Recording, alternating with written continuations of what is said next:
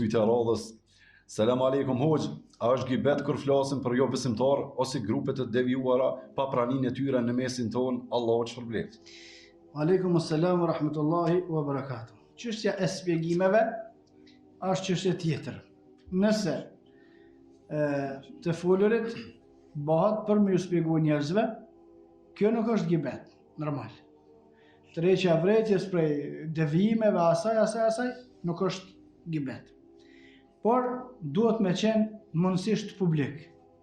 Mundësisht me këshillua edhe ata kundër të cilëve flet. Nëse janë grupe të devijuara, me u quajnë njëherë shkresa, shkrime, sqarime për devijimin e tyre, edhe argumentet që është e sakta, edhe me i thirr mundësisht me u përmirësu.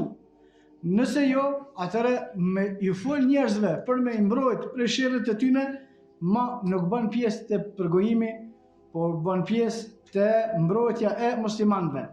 I ndrohet dispozita, për që të na nuk thojmë përgojimi është halal, ose përgojimi që me cilin merr sevap, sigur thonë disa jo. Por hiqet dispozita e përgojimit, se si më të bë përgojim, por jemi duke tërheqë vërejtjen që me mbrojt muslimanët e tjerë nga sherri i atij, nëse është person ose nga sherri i grupit nëse është grup, wallahu a'lam.